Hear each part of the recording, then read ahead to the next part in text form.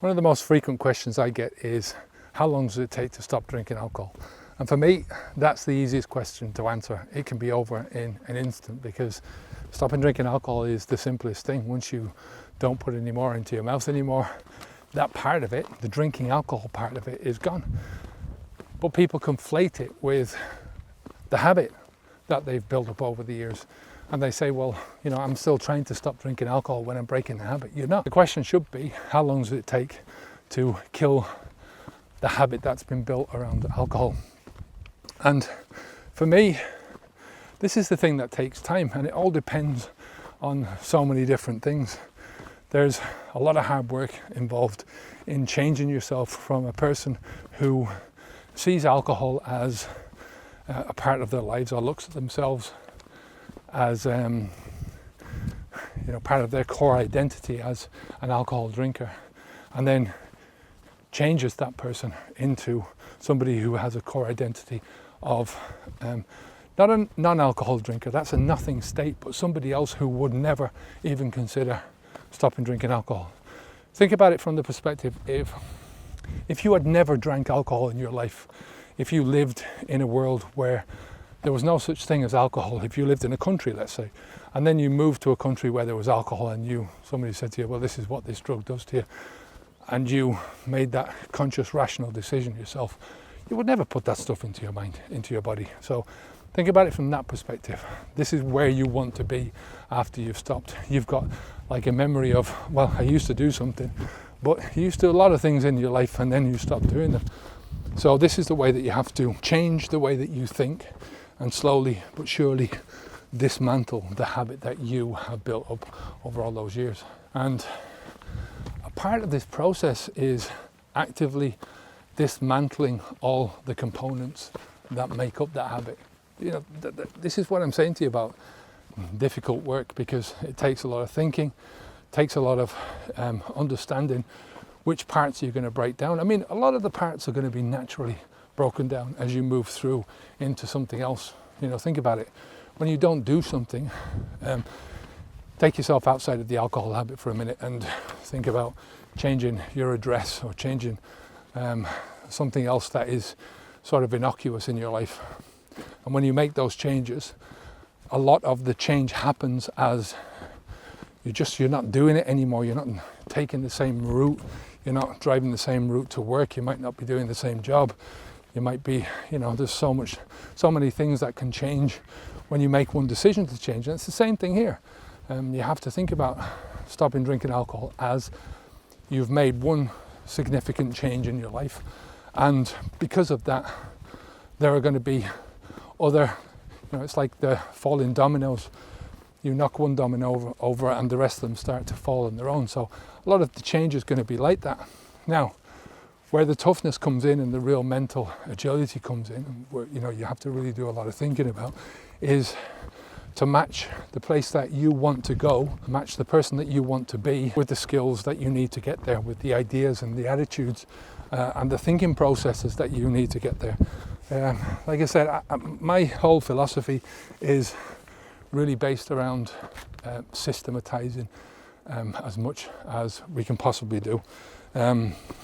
Trying to get a process involved so that if you want to get to whatever it is, end goal in 5 years' time, 10 years' time, that you have a process, that you have a built-in process that is going to step by step get you there. That's the thing that takes a lot of hard work. And it doesn't mean that you're going to change everything. If you want to become a different person, you don't have to necessarily invent the wheel. You're tweaking some things in your life. You're tweaking some of your old systems to create new ones. That's just it's a part of life, and it depends how far you want to go and how much change you want to make. One of the things that you'll find in this journey is that change is a gradual process, but your ideas of change, your ideas about who you are or your potential, will alter the further you get into this journey, because your knowledge is expanding. It's like, we call it the laddering up process. It's when you're going through the journey and you're gradually stepping up the ladder, and the higher you climb, the further your perspective becomes about yourself. When you're drinking, you narrow your perspective because your life is constricting and constricting around one habit. And when you stop drinking alcohol, that constriction not only stops, but your life starts to expand. And as I said, in this process of laddering up, you gradually, the more you learn about yourself, the more experience you get about yourself in your new life, the easier it is to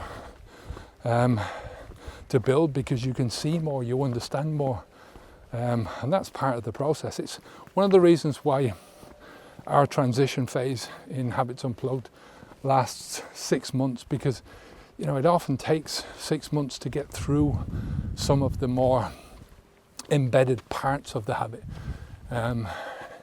There's different phases of transition as well. There's certain phases where you might be, you've got to disengage yourself from your old self, but there's certain phases where you're going to just feel pissed off, So it does take a lot of time and energy and hard work, but it's worth it, and it's always a step-by-step process. So if you look at the end result that you want to get and you start freaking out because of the amount of work that you're going to have to put into it, don't. You can't get there overnight. People expect changes to happen with the click of their fingers. It just doesn't work like that. That's why people get pissed off and disillusioned with the whole thing. Because they want the changes to happen now, and it goes back to that drinker's mind, that instant gratification mentality. It just doesn't happen that way.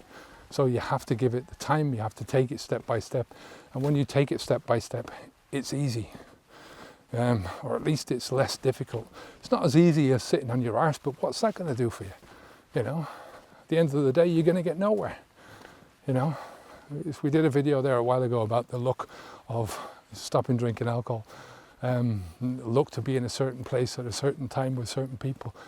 You build your own luck in this life, and you're not going to get any luck thrown at you by sitting on your arse and doing nothing. You've got to get out there, and the more you push yourself out there and pursue the things that are important to you, to your values, building up your values and living around those values, the more luck will come your way.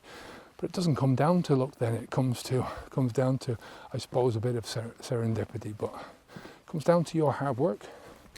So don't be afraid of the hard work, and as far as killing the alcohol habit, it takes as long as it's going to take. Who cares?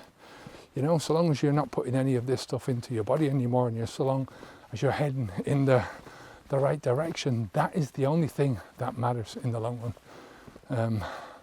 And living a healthy, happy life, happiness is the key. Having fun, being able to joke, being able to have a sense of humour at yourself, all important parts of this journey. Anyway, talking enough today. I'm Kevin O'Hara for Habits Unplugged. We help people to stop drinking alcohol and to start building the best possible version of your life. If you want to take part in our program, there's a link down below for a $1 trial. You'll learn so much about yourself, I'm telling you. Take care of yourself, and I will speak to you again very soon. Onwards and upwards. Bye now.